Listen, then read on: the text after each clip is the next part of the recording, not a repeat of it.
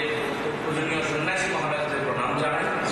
আজকে আমাদের এই প্রভাতী অনুষ্ঠানে উপস্থিত আছেন আমাদের অভিভাবক আশ্রম সচিব পূজনীয় স্বামী শাস্ত্রজ্ঞানন্দজি মহারাজকে আমাদের সকল মাস্টারমশাইদের পক্ষ থেকে আভূমি প্রণাম নিবেদন করি। আজকে উপস্থিত আছেন আমাদের Ramakrishna mission Vivekananda centenary college, Vivekananda শতবার্ষিকী মহাবিদ্যালয়, তার অধ্যক্ষ পূজনীয় স্বামী কমলাস্থানন্দজি মহারাজ। আমরা শোভন মহারাজ নামে মহারাজকে চিনি। পূজনীয় শোভন মহারাজকে আধুনিক প্রণাম জানাই। উপস্থিত আছেন যাদবপুর বিশ্ববিদ্যালয়ের শিক্ষা বিজ্ঞান এই বিভাগের অধ্যাপক, অত্যন্ত পরিচিত নাম অধ্যাপক মুক্তিপদ সিনহা মহাশয়।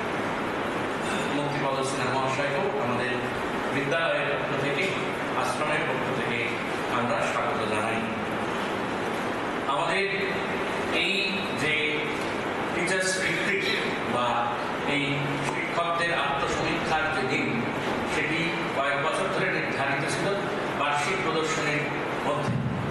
আপনারা জানেন বার্ষিক প্রদর্শনীর মধ্যে আমাদের সবার ছাত্র, শিক্ষক, শিক্ষাকর্মী সকলের এত ব্যস্ততা থাকে, সে কারণে আমরা এই দিনটিকে বার্ষিক প্রদর্শনী ঠিক পরে পরে নির্ধারিত করেছি।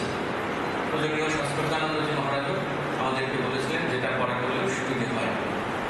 সে কারণে অন্য একটি দিনে আমাদের এই আজকের প্রভাতী অনুষ্ঠান, আজকের এই দিনটিতে আমাদের বিদ্যালয়ের যে আলোকিত শিক্ষক মণ্ডলী, তাদের সকলকে যথাযথ স্থানে শ্রদ্ধা জানাই, নমস্কার জানাই, স্বাগত জানাই। এবং আমাদের এই বিদ্যালয়, রামকৃষ্ণ মিশন বিদ্যালয়, যে শিক্ষক, যে ত্যাগী সন্ন্যাসী, যে শিক্ষাকর্মী, ছাত্রাবাস কর্মী, এই সকলকে নিয়ে যে দীর্ঘ 67 বছর পথ চলছে, সেই পথ চলার ক্ষেত্রে অবশ্যই আমাদের ছাত্রদের সিংহভাগ কৃতিত্ব থাকে। কিন্তু ছাত্রদের এই কৃতিত্বের পেছনে যারা পর্দার আড়ালে নিরলস কাজ করে যান, সেই সমস্ত মাস্টারমশাই, ছাত্রাবাস কর্মী, ভবন শিক্ষক সকলকে আজকের দিনে আমাদের প্রণতি জানানোর কথা। এবং একই সঙ্গে আপনারা যারা বর্তমান শিক্ষক, যাদের হাত ধরে আগামী ভবিষ্যৎ তৈরি হবে, সেই দিনগুলি যাতে আমাদের পথ চলা আরো মসৃণ হয়, তার জন্যই আজকের এই অনুষ্ঠানের অবতারণ। পূজনীয় প্রভানন্দজি মহারাজের নামাঙ্কিত এই হলে আমাদের এই অনুষ্ঠান করতে আমাদের ভালো লাগে, কারণ আপনারা জানেন রামকৃষ্ণ সংঘের অন্যতম সহ সংখ্যাধ্যক্ষ পূজনীয় প্রভানন্দজি মহারাজ আমাদের বিদ্যালয়ে অত্যন্ত সুনিষ্ঠ একজন প্রধান শিক্ষক হিসেবে কাজ করেছেন। এবং মহারাজেরই এই স্বপ্নসম্ভূত এই প্রতিষ্ঠান, স্বপ্নসম্ভূত প্রতিষ্ঠান বলতে বলা যেতে পারে যে নিয়ম কানুন এবং যেটি আজও